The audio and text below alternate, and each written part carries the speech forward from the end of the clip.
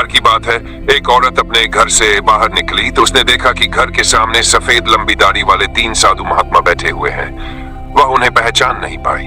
उसने उत्सुकता से पूछा, बताइए क्या काम है? साधुओं ने जवाब दिया, हमें भोजन करना है। औरत ने तुरंत कहा, ठीक है, कृपया मेरे घर में पधारिए और भोजन ग्रहण कीजिए। लेकिन एक साधु ने पूछा, क्या तुम्हारा पति घर पर है? औरत ने उत्तर दिया, नहीं, वह कुछ देर के लिए बाहर गए हैं। यह सुनकर साधुओं ने कहा, तो हम अंदर नहीं आ सकते। थोड़ी देर बाद जब उसका पति घर वापस आया और उसने साधुओं के बारे में सुना तो उसने अपनी पत्नी से कहा, जाओ उन्हें फिर से बुला कर लाओ, उन्हें अंदर आने के लिए कहो। औरत ने ऐसा ही किया।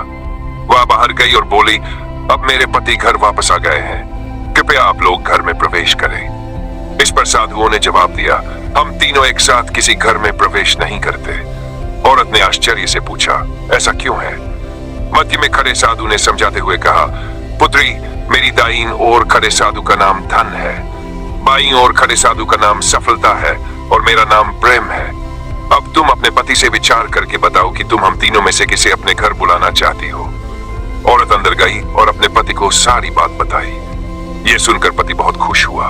वह बोला, वाह, आनंद आ गया, जल्दी से धन को बुला लो, उसके आने से हमारा घर धन दौलत से भर जाएगा और हमें कभी पैसों की कमी नहीं होगी।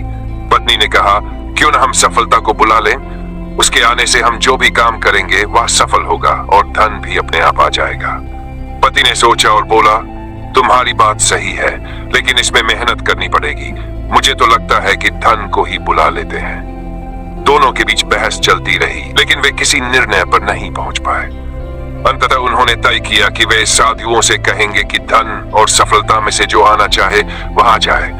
औरत तुरंत बाहर गई और साधुओं से यह बात कह दी। साधुओं ने एक दूसरे की ओर देखा और बिना कुछ बोले घर से दूर जाने लगे। यह देखकर औरत हैरान रह गई। उसने उन्हें रोकते हुए पूछा, आप लोग इस तरह वापस क्यों जा रहे हैं?